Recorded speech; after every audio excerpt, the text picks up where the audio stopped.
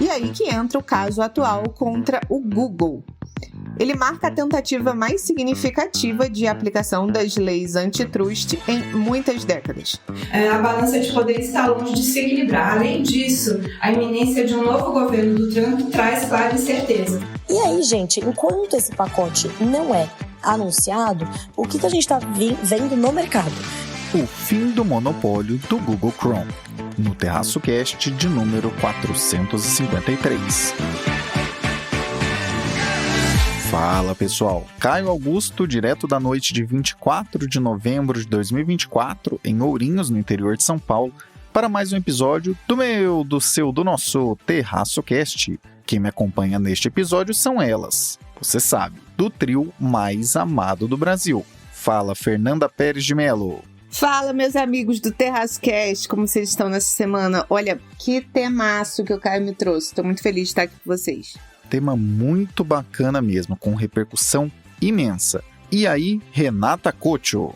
Alô, terraceiros! Oi, Caio, oi, Fernanda, oi, Raquel. Espero que esteja aí tudo tranquilo com vocês.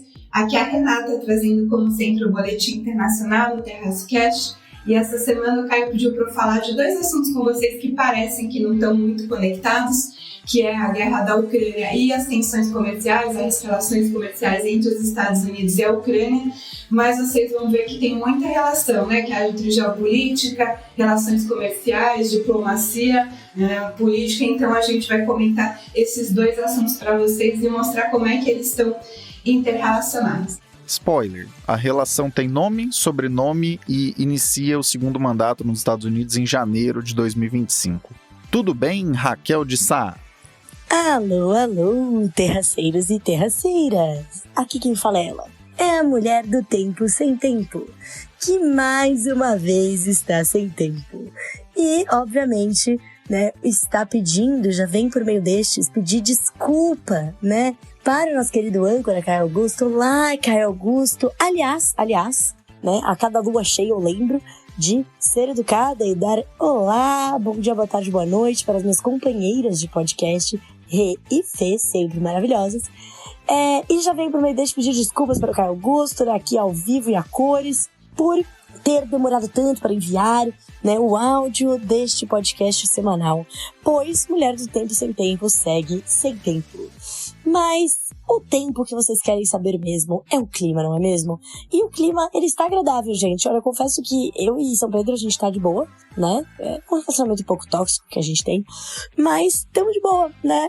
Dias bonitos, né? Durante o dia um sol agradável, durante a noite um ventinho gostoso para dormirmos, né? Teve uma chuvinha ali que deu uma atrapalhada na corrida, né? Deu uma molhada no tênis, mas não tem problema porque ela não veio, né, muito forte, ela não aumentou, ela não teve aquele desagrado, né? Ou seja, legal, São Pedro, tá? Tô contigo, tamo junto. Em compasso de espera pelo pacote fiscal, mas sempre com atualizações. Pneus calibrados, tanque cheio, Waze tinindo com o trajeto.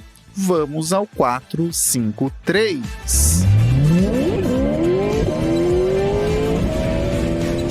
Fernanda, uma decisão recente do Departamento de Justiça dos Estados Unidos, também conhecido como DOJ, pode fazer com que mais adiante o Google tenha que vender o navegador Chrome. O que está acontecendo? Olha, antes de mais nada, eu acho que vale a gente fazer uma contextualização rápida.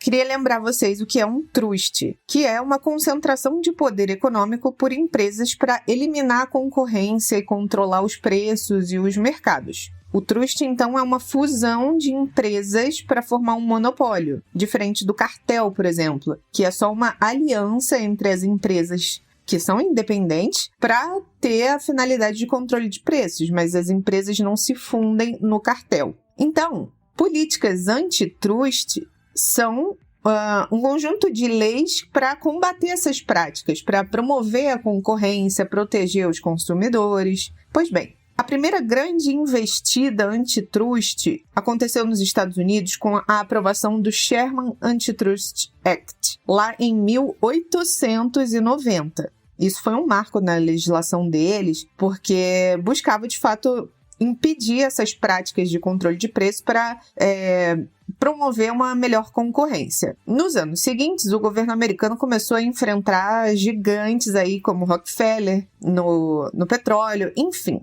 Essas ações culminaram no desmantelamento de monopólios que concentravam o poder, mas foi só no início do século XX, com o governo Roosevelt, que a aplicação das leis antitrust ganhou uma força real. O Roosevelt ficou conhecido como Trust Booster. E aí vocês podem lembrar da musiquinha do Ghostbusters, que é como se fosse um caçador de trustes, né?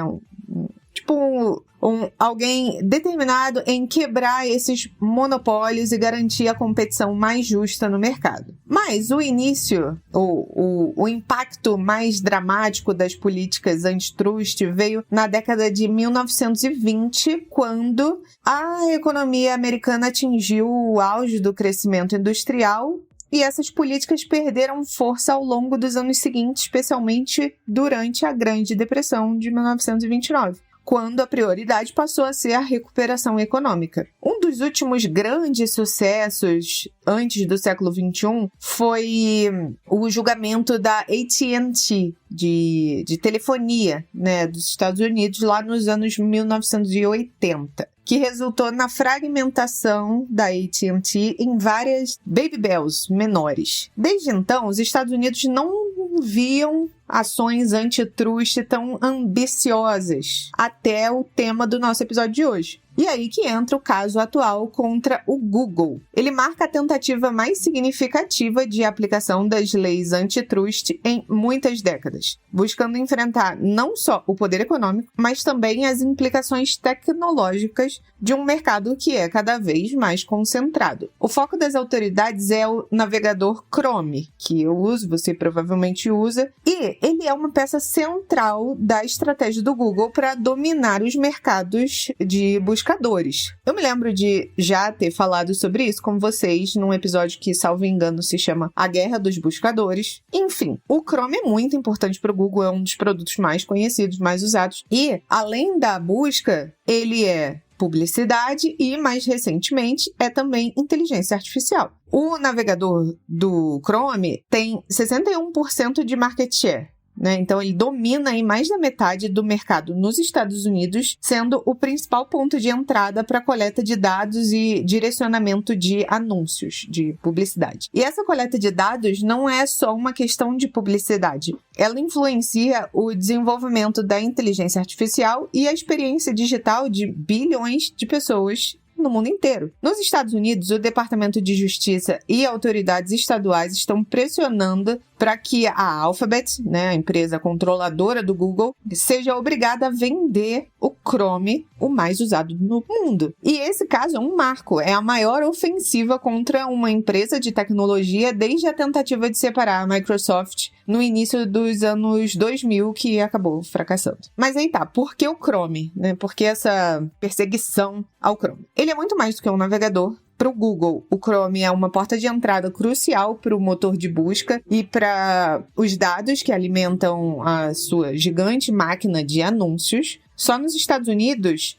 o Chrome tem esse market share, mas a gente vê essa dominância no mundo inteiro, Essa dominância, segundo o Departamento de Justiça americano, não é só um reflexo do sucesso do Google, mas de práticas que sufocam a concorrência. O juiz que está à frente desse caso já decidiu que o Google monopolizou ilegalmente o mercado de buscas. E aí, a questão agora é, como remediar isso? Entre as propostas, além da venda do Chrome, a gente tem algumas medidas, como, primeira, desvincular o sistema operacional Android de outros produtos do Google, como o Google Play Store e o motor de busca. 2. Licenciar os dados e resultados de buscas para terceiros, permitindo que os concorrentes, como startups de inteligência artificial, também desenvolvam as suas próprias ferramentas com mais agilidade. E, por fim, número 3, proibir contratos de exclusividade. Essa prática que já foi alvo de críticas em processos anteriores. Essas mudanças, se elas forem aprovadas, elas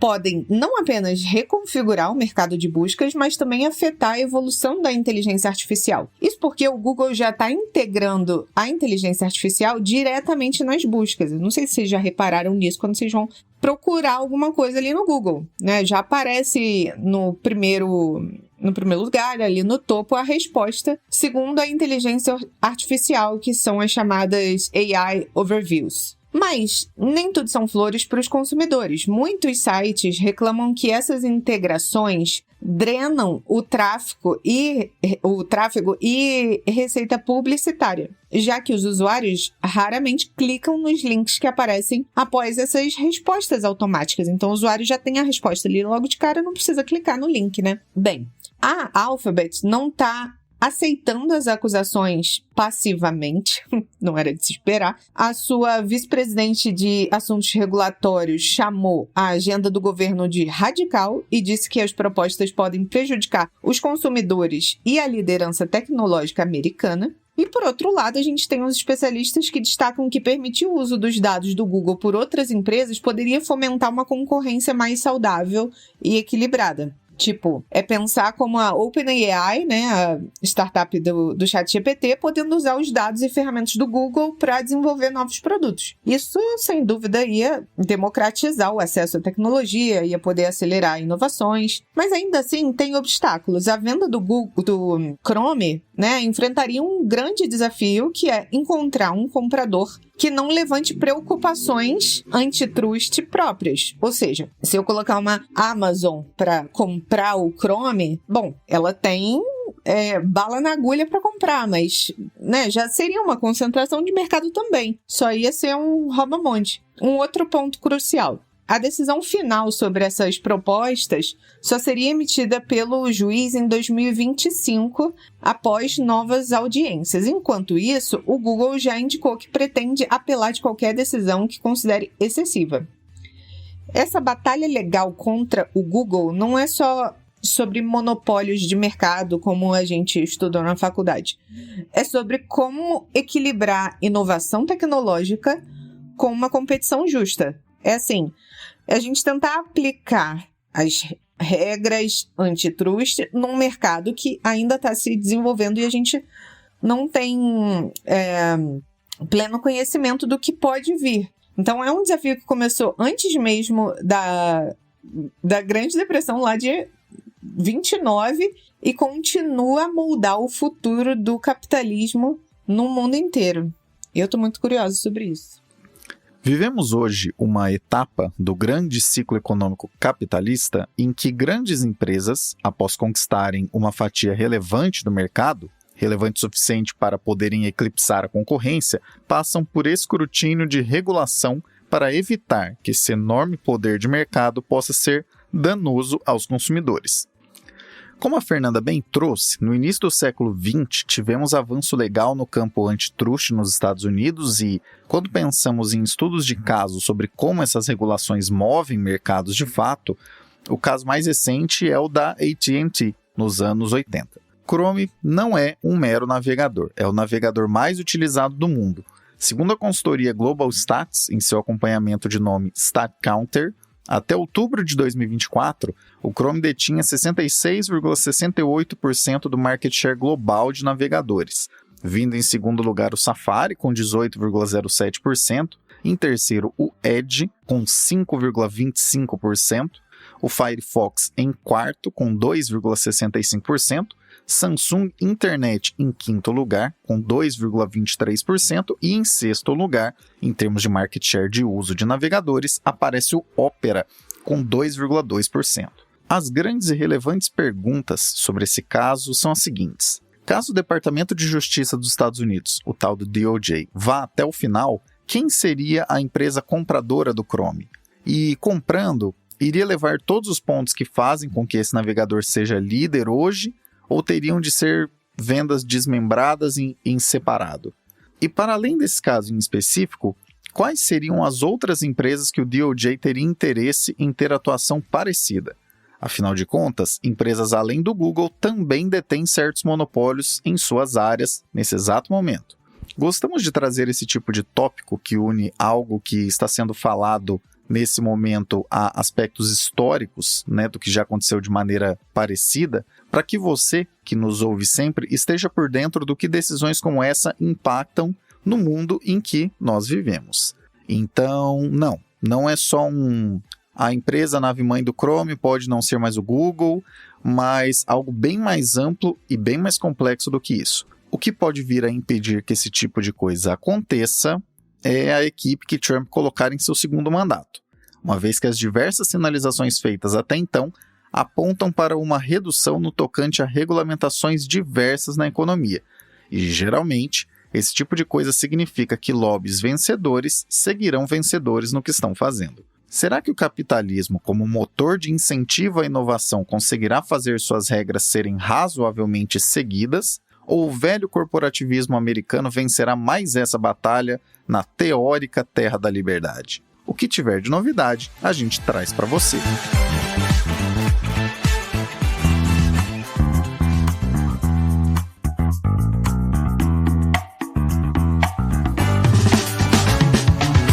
Confira na nossa Linktree todos os meios possíveis de acompanhar o Terraço Econômico.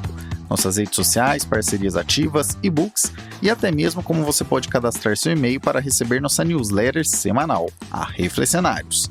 Por falar em e-books, mais adiante teremos a atualização do e-book sobre todos os anos de laureados no Nobel de Economia, incluindo vencedores dos anos 2023 e 2024. Fique de olho! Então, para resumir a ópera, não deixe de visitar nossa Linktree. Esse link está na descrição desse episódio.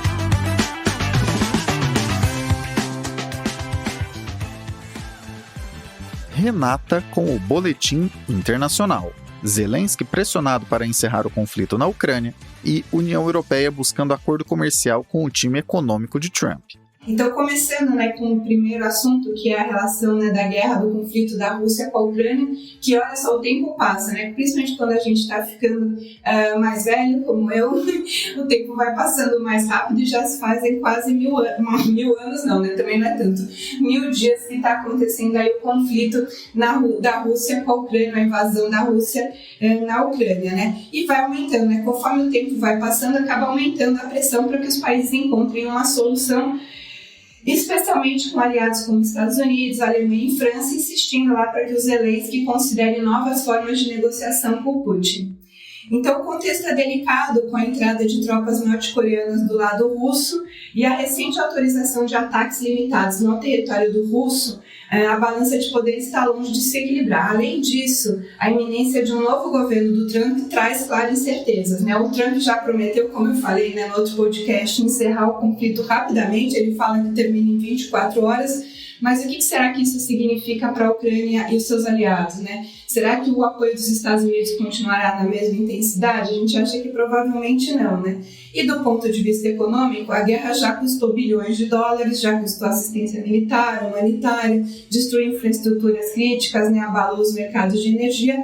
E para a Europa, especificamente, a dependência de gás natural, que a gente já comentou aqui também algumas vezes, a Europa depende muito do gás natural russo, acaba sendo uma vulnerabilidade que torna ainda mais urgente uma busca por essas soluções, Agora fica aí uma pergunta para vocês, Vocês acham que esse conflito prolongado afeta a confiança dos investidores em mercados emergentes? No que isso muda a vida do brasileiro, E acaba mudando, porque essas decisões diplomáticas, elas estão sendo guiadas não apenas por decisões políticas, mas também por decisões econômicas. Então, falando de economia, do outro lado do Atlântico, na União Europeia, ela já está se preparando para lidar com o retorno também do Donald Trump à presidência.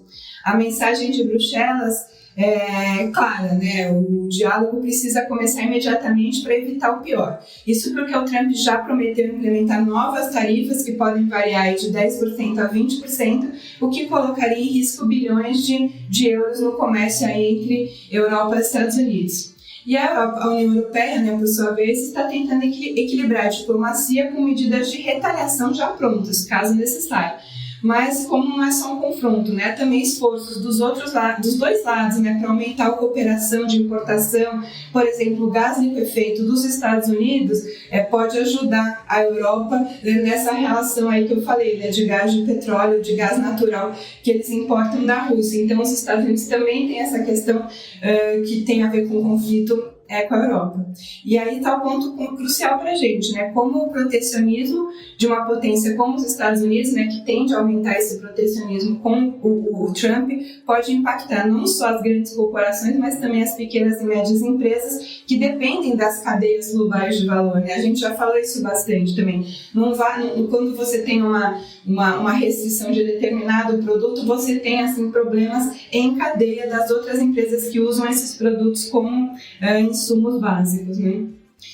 E aí, o que tem a ver, né, esses dois assuntos juntos, né? Pense com a gente. A questão da Ucrânia não é apenas uma crise geopolítica, mas também uma força transformadora para os mercados globais de energia. Enquanto a Europa tenta reduzir a sua dependência do gás russo, os Estados Unidos, né, como eu falei, podem surgir como esse fornecedor estratégico, mas isso, claro, depende aí das negociações entre, né, os dois países, entre caso os Estados Unidos e o bloco europeu. Então fica aí uma provocação para vocês, né? Será que o protecionismo comercial dos Estados Unidos e também da Europa, né? Porque a gente sabe que a Europa também é protecionista, como é que cada um querendo defender o seu pode dificultar aí a reconstrução da Europa, principalmente da Ucrânia, depois desse conflito? Sobre o primeiro ponto, parece que a promessa de Trump de acabar com a guerra na Ucrânia rapidamente será mesmo seguida. Tanto é que o próprio Zelensky já se comunica de maneira um pouco diferente, não falando tanto mais em recuperação dos espaços invadidos pela Rússia, mas em encaminhar o conflito ao final, de maneira um pouco mais aberta e vaga. Houve, nos últimos tempos, até mesmo uma ligação telefônica entre Trump e Zelensky, na qual, segundo consta, Elon Musk também estava presente ouvindo e eventualmente opinando, sabe-se lá Deus por qual motivo. Trump ainda nem entrou, mas essa promessa vai se desenhando. E a respeito dos acordos comerciais, temos a União Europeia já se movimentando em direção aos novos manda-chuvas da economia do segundo mandato de Trump, evitando passar por uma situação ainda mais delicada com medidas que Trump já avisou que irá colocar em prática. E no que depender de aprovação do Congresso, já que republicanos agora lideram a Câmara e o Senado, então aquele Red Sweep, que a Raquel comentou alguns episódios atrás, realmente aconteceu, não podemos duvidar de jeito nenhum que tais medidas protecionistas irão adiante. No caso, a Europa já se movimenta porque as maiores economias do grupo, como a Alemanha, já sofrem nesse momento efeitos negativos com queda de participação no mercado chinês. E se vier uma nova porrada pelo lado dos teóricos aliados, que são os Estados Unidos, a situação tende a ficar ainda mais delicada. Inclusive, um fato alarmante sobre como a Alemanha já sente a redução do mercado na China. A Volkswagen, que tinha um acordo com o governo de não demitir ninguém até 2034, anunciou recentemente que irá fechar ao menos 3 fábricas na própria Alemanha, o que nunca aconteceu na história da empresa quando consideradas as fábricas no próprio país. Ao passo que também irá reduzir em 10% o salário de cerca de 140 mil trabalhadores alemães. E sabe qual a péssima notícia? Como bem alertou Sérgio Habib em participação recente no podcast Market Makers, essa queda de market share de marcas europeias no mercado chinês tende a continuar nos próximos anos. Então, com altas chances, essa redução de postos de trabalho industriais, não apenas da Volkswagen, como também de outras montadoras de veículos pelo mesmo motivo, veio para ficar. Faz muito sentido que a União Europeia se movimente, então, em direção aos novos caciques da economia americana nesse momento. Falei logo ao início que a interligação entre os dois assuntos do Boletim Internacional de hoje tinha nome e sobrenome. Você já sabe, mas vamos falar só para que não fiquem dúvidas sobre a mesa. Donald J. Trump.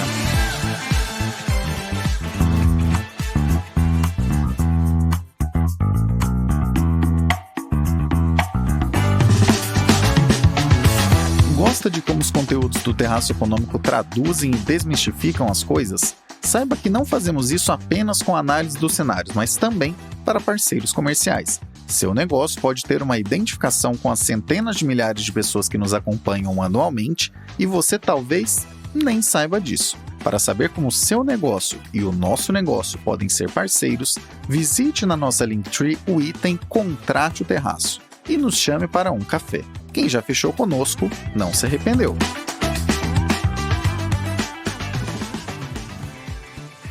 Raquel, ainda não tivemos pacote fiscal, mas o que vale ficarmos de olho enquanto aguardamos essa divulgação enfim acontecer? E pois é isso mesmo, Caio Augusto. Enquanto o pacote não vem. Até parece nome de filme, né? Enquanto o pacote não vem. Então, enquanto o pacote não vem, qual é esse pacote? É aquele pacote que a gente tá aqui aguardando. E eu tenho certeza que ele vai sair num dia bem conveniente, do tipo, vai sair PIB e sai o pacote. Ou sexta-feira, quando a Raquel tá ali, né? Já fazendo aquele sextou. Não, saiu o pacote. Né? Então, puxa vida, eu tenho certeza que aquele pacote, né, este tal pacote de corte de gastos que o governo está enrolando bastante para anunciar, vai sair num dia bastante inconveniente. Brincadeiras à parte, né, o governo certamente, né, foi uma escolha ali, né, do presidente, de passar o pacote por todos os ministérios, para que todo mundo tivesse alinhado, e aí rolou aquela conversa de que o último ministério a aprovar seria o Ministério da Defesa, né, porque em teoria, né, o que está se falando, rumores dizem, né, que os militares terão parte da previdência, né, da previdência dos militares ali, modificada, então por isso que tinha que passar pelos militares, porque ia ter mudanças na previdência deles, mas também, né, temos aí outros ministérios, obviamente, que estão envolvidos nisso, né? Então tem o Ministério do Planejamento, tem o Ministério da Cidadania, né? Tem uma série de ministérios que estão envolvidos, e o Lula queria combinar com todo mundo, inclusive também com o Congresso, para que quando eles enviassem esse pacote, que segundo, né, o governo vem dizendo, tem PEC, né, tem uma PEC e tem leis ordinárias, né, ou seja, leis, acho que complementares, não sei, outro tipo de lei, mas tem uma PEC também, que é aquela famosa proposta de emenda constitucional, que exige maioria qualificada e etc, né, então que são uma série de leis que vão ter que ser modificadas, inclusive constitucionais, que a gente sabe que aqui no Brasil tudo vai para a Constituição, não é mesmo? Então, vai precisar do apoio do Congresso, por isso que o governo queria passar por todo mundo antes. E também dizem, né, que o governo está tentando preparar uma narrativa que do ponto de vista, né, da comunicação do governo faça sentido, né? Então, uma narrativa de que precisa-se de um ajuste, por quê? Né? Então, ao que tudo indica, vai ser uma narrativa que fala, olha, precisamos ajustar aqui para que quem paga pouco pague mais, né? Para que seja mais a gente tenha uma distribuição aqui mais justa, né, de pagamento de impostos, de quanto a gente arrecada e tudo mais, para que a gente possa gastar mais no futuro, né? Então, acho que a narrativa vai vir mais ou menos daí. Mas como, de fato, não é muito claro, né, falar isso, aparentemente o governo está preparando essa narrativa com bastante cuidado antes de anunciar o pacote. E eu já trouxe aqui na edição da semana passada, né, algumas coisas que devem ser incluídas. Vamos esperar agora, vamos aguardar, né? E aí vale um ponto importante. Na sexta-feira, e eu trago esse ponto aqui porque o meu pai outro dia comentou comigo e falou, mas o que foi esse anúncio aí de, esse pacote do governo 5 bi? O que é isso, né? Eu falei, não, pai, veja bem, não era 5 bi, não tem nada a ver. De onde veio esse 5 bi, né? Porque 5 bilhões foram, de fato, anunciados, né, que ia haver esse bloqueio de 5 mil reais, não, de 5 bilhões, né, veio com a aprovação, com a apresentação do relatório bimestral de receitas e despesas que foi feito na sexta-feira. E o que é esse 5 bi? Lembra que eu já trouxe aqui no podcast que todo o relatório de receitas e despesas, que é bimestral, cada 2 meses, portanto, ele precisa, o governo, ele olha ali o estado das contas públicas em relação tanto à meta de resultado primário, né, então ele está olhando a meta de resultado primário, que é hoje 0, né, com aquele limite inferior e limite superior, de 0,25 do PIB, 0,25 do PIB, e quando ele olha para a meta do primário, ele tem que fazer, ele vai olhar isso em relação as receitas e despesas, né? Porque o resultado primário nada mais é do que a diferença entre o que o governo arrecada com o que ele gasta, né? Antes do pagamento de impostos. De impostos não, de juros. Então, ele tem que olhar para as receitas, né? E, então, por exemplo, as despesas estão crescendo muito? Estão, mas as receitas estão o suficiente para atingir a meta. Então, é isso que o governo falou. Falou, não, tá tudo sob controle, vamos conseguir atingir a meta esse ano no limite inferior. Eles estão super mirando o limite inferior e não a meta em si. Então a gente não precisa contingenciar nada. O que é o contingenciamento? É quando o governo contingencia alguns gastos, ou seja, ele deixa de gastar para poder segurar os gastos e atingir o resultado, né? E por que a cada 2 meses? Porque vai se fazendo esse tracking, né? Vai se fazendo esse acompanhamento, né? A cada 2 meses, e se precisar, de acordo com as projeções e tal, o governo faz um ajuste ali de um contingenciamento. E o outro é o bloqueio. O que é o bloqueio? Que esse que foi anunciado o 5 bi de bloqueio. O bloqueio diz respeito à lei, né, ao arcabouço fiscal. Então, como tem, de acordo com o arcabouço, as despesas só podem crescer, né, 2,5% acima da inflação nesse primeiro ano, né, se as despesas estiverem crescendo mais do que isso, é preciso bloquear. Então, o bloqueio tem a ver com as despesas em si, não tem nada a ver com a receita, é só o limite sobre a despesa, e o contingenciamento tem a ver com aí também as receitas. Então, por isso que foi anunciado esse 5 bi de bloqueio. Então, de fato, né, todo mundo tá esperando aí que o governo cumpra a meta, mirando o limite inferior, o que obviamente não é nada bom. E outro ponto que não é nada bom, que a gente já falou bastante aqui, é que o governo tá contando com muita arrecadação one-off, né, muita arrecadação aí que não recorrente, né? Então a gente tá falando aí de, né, dividendos, por exemplo, de empresas estatais, a gente tá falando de pagamento, né, de dinheiro que o BNDES deve, né, dinheiro que a Petrobras renegociou, sei lá o quê. Então, assim, tem uma série de medidas uma série de fontes de arrecadação que não serão repetidas adiante. Então, isso é uma preocupação.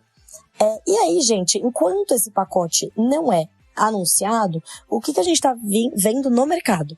A gente viu a curva de juros abrir muito, ou seja, tá todo mundo apressando, é a palavra correta, apressando, né, nos juros, nos títulos do Tesouro, nos títulos soberanos, um risco maior. Então tá dizendo assim, olha, como o governo não vai, né, tá enrolando com esse pacote, deve ser uma coisa assim, meia bomba, né, então vamos aqui apressar, né, nos títulos, vamos cobrar mais do Brasil para emprestar para o Brasil e vamos deixar isso aqui precificado, né, apressado na curva de juros. Então, quando a gente olha, né, para a nossa curva de juros, que nada mais é do que a junção, né, como se a gente fizesse liga os pontos, né, a gente está ali ligando os pontos dos vencimentos dos títulos soberanos, os títulos do Tesouro. Então tá lá, 23, 25, 27, né, e a gente olha quanto que o mercado está cobrando. E como que tem a gente sabe esse número, né? É porque tem o leilão, né? Tem 2 vezes por semana o leilão do Tesouro.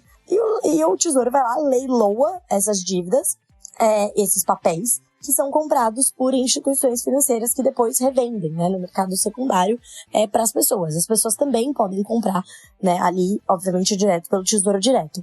E aí, quando a gente vê que no leilão, que foi a taxa que finalizou ali, chegou quando a gente olha para o título com vencimento de 2027, a taxa do título do IPCA+, que é aquele que é atrelado à inflação, ou seja, ele vai render, vai ter um retorno da inflação, da variação da inflação daqui até 2027, mais uma taxinha, que é essa pré-fixada. Esse número chegou a IPCA mais 7. A gente está falando de 7% de juro real. Gente, isso é muito, muito, muito juro. É aquele negócio, é raro e não acontece muito, né? Isso só aconteceu desde que esse título de 2027, né? Ele foi emitido, porque a gente tá falando aqui do mercado secundário, né? Do título que foi lá, bom, beleza. Quando a gente olha, né? Desde que ele foi emitido pela primeira vez, né? Ele, tanto no secundário quanto no primário também, que eu tô falando do leilão, né, do Tesouro, mas o Tesouro, ele continua, tipo, ele emite pela primeira vez 2027 e depois ele emite várias vezes com o mesmo vencimento, não tem problema nenhum, né, então, desde que ele começou a ser emitido, se eu não me engano, né, eu não vou falar o número exato aqui, que eu não tô com o número, mas é algo entre 2% e 5% das vezes que atingiu o IPCA mais 7%. Então, assim, é muito, tá? A gente tá chegando perto, o apressamento de risco desse momento, quando a gente olha pra curva de juros, quando a gente olha quantos títulos estão pagando, ele tá se aproximando dos anos Dilma, né? Em que a gente tinha, né, 2015, aí, né, 2013, 2014, 15, que é quando a gente tinha ali uma enorme crise fiscal, enorme, um déficit enorme, né, um gasto público muito, muito elevado, uma série de fontes de incerteza, né, de instabilidade, imprevisibilidade. A gente teve ali o próprio impeachment, né, isso traz muito risco, porque não se sabe, é aquele negócio, você não tem previsibilidade, não é questão de quem que saiu, quem ia ficar no poder, era tipo, eu não sei o que vai acontecer, como é que eu apresso isso, né? Então, os títulos, né, esse apressamento de risco já está chegando próximo àquele momento. Então, assim, uma sinalização como os investidores estão olhando com muita, muita, muita cautela, né, para essa situação fiscal aqui no Brasil. E aí, o que mais? Enquanto não temos o pacote, o real desvalorizou pra caramba, né? O real, ele tá de novo figurando entre as moedas que mais desvalorizou frente ao dólar, né? Então, sim, temos um movimento de fortalecimento do dólar perante outras moedas, principalmente quando a gente olha pro euro, né? Então, o euro, ele tem dois movimentos, o dólar fortalecendo e o euro perdendo espaço, né?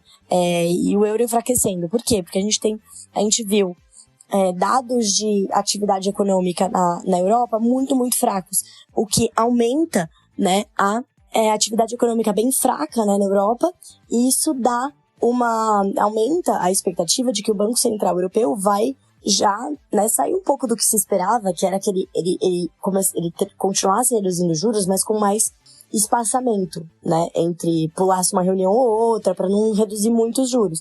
Só que a atividade está muito fraca, muito fraca. Então, assim, quase todos os países estão com os PMIs, né, aquele índice de gerente de compras indicando que a atividade está em contração. Então, tudo isso é muito preocupante e o Banco Central está de olho e, provavelmente vai continuar reduzindo os juros. E isso enfraquece o quê? O euro. Então, a gente tem um movimento, sim, de dólar mais forte no mundo, porém, né, dito isso, o Brasil continua figurando entre as piores, né? Então, por quê? Também é uma outra maneira. Eu sempre falo, quando você tem mais risco de investir num lugar, né, investir num país, você fala, não, eu vou emprestar, eu vou ser investidor, eu vou emprestar, mas eu vou cobrar mais. Eu vou cobrar mais o quê? Eu vou cobrar mais um título soberano pra financiar o governo e tudo que se segue, né, porque o título soberano, ele é o risco base, e a partir dele, que são, né, quando uma empresa emite uma dívida, o juros está contando a partir dos juros do título soberano. Então, o que a gente vê é isso, um apressamento ali nos juros, um apressamento na nossa moeda, né, e até na bolsa, né. Então, por mais que a gente esteja vendo uma temporada de resultados super positiva, assim, a bolsa tá resiliente diante desse cenário, mas, assim, tá sendo, sim, impactada. Então, assim, enquanto não vem o pacote, fica a incerteza, né. Então, acho que esse é o principal recado, que enquanto não vem o pacote, permanece a incerteza. Quanto mais demorar, maior vai ser essa incerteza, e quanto menor for o pacote, mais isso vai se consolidar, né, no cenário. Se vier assim, pente fino nos programas sociais, não que isso não seja importante, isso é super importante, mas assim, isso não é um pacote estrutural de corte de gastos, isso é algo que deveria ser modus operandi, de tempos em tempos fazer-se uma análise detalhada de quem está recebendo o quê, né, se está dentro das regras, etc.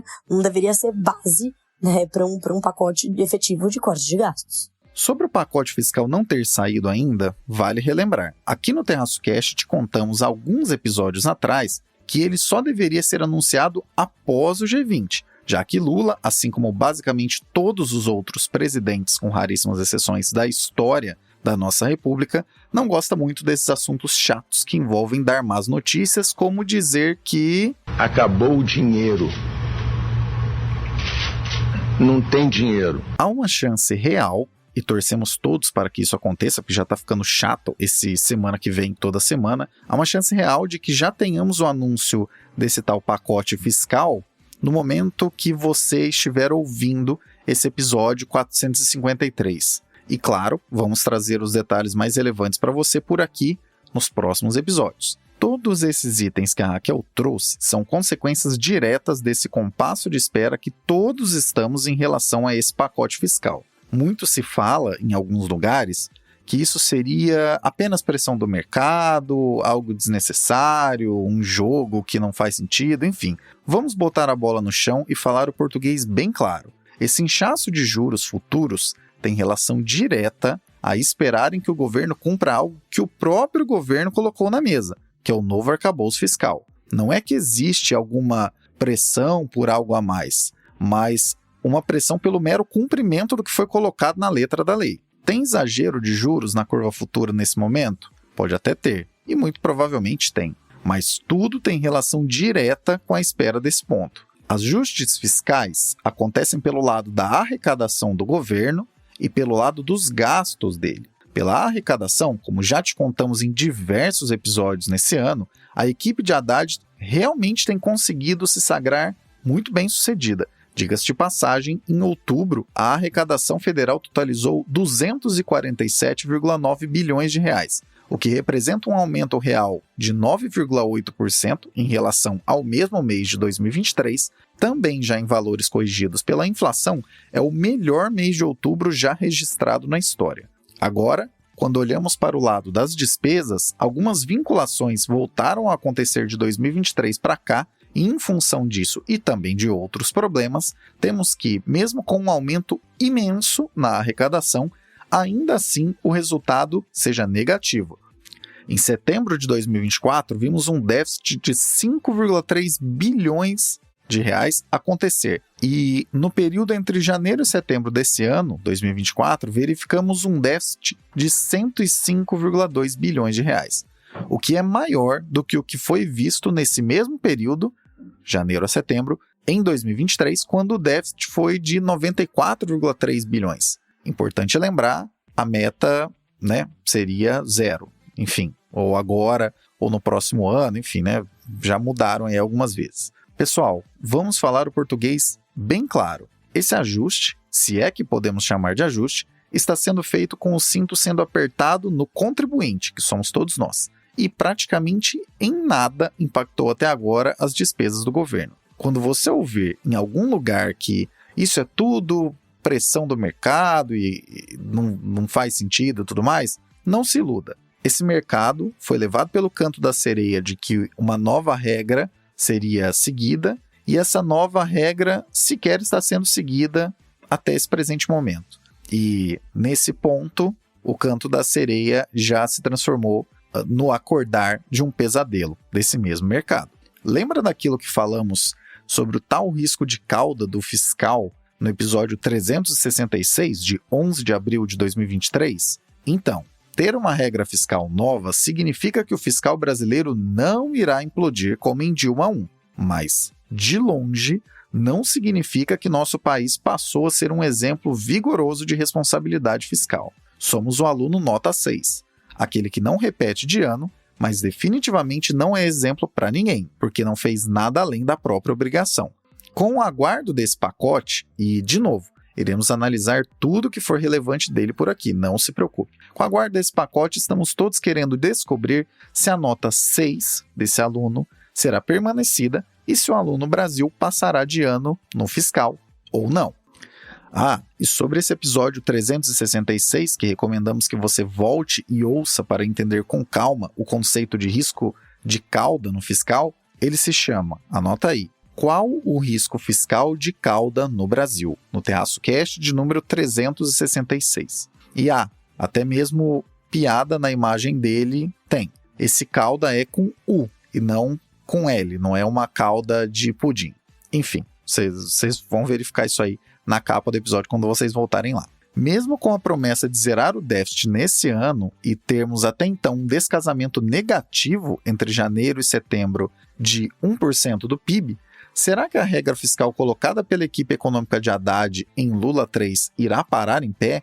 E, ainda mais importante do que isso, serão aplicados os gatilhos de redução de avanço de despesas para o orçamento do ano que vem, caso essa meta não seja cumprida, como parece que será o caso, ou a regra fiscal sequer completará 2 anos de existência? Aguardemos as cenas dos próximos capítulos dessa novela infinita chamada O Brasil Fiscal. Vamos nos despedindo do trio mais amado do Brasil, que trouxe neste 453 do Terraço Cast suas análises simples, mas não simplistas. Obrigado, Fernanda! Obrigada, terraceiros, por mais um episódio. A gente se vê na semana que vem. Muito obrigada, minhas queridas, meus queridos colegas aqui do Terraço. E é isso, vocês sabem que podem me encontrar nas redes sociais como @sigafefa. Valeu! Obrigado, Renata! Um beijo a todos, fiquem bem e até semana que vem, tá bom? Um beijo e até lá. Tchau, tchau. E obrigado, Raquel. E é isso, pessoal. Comentário mais curtinho essa semana, porque é isso. Estamos todos à espera do pacote, né? Como eu disse, esse filme, à espera do pacote. Vamos ver se na semana que vem trarei mais novidades. Você que sempre nos acompanha, que tal trazer mais gente para ouvir e também acompanhar o Terraço Cast? Não deixe de enviar esse episódio para alguém que também queira ficar por dentro das discussões relevantes a nível doméstico e internacional. Abraços pelas ondas sonoras, continuamos a prosa no próximo episódio.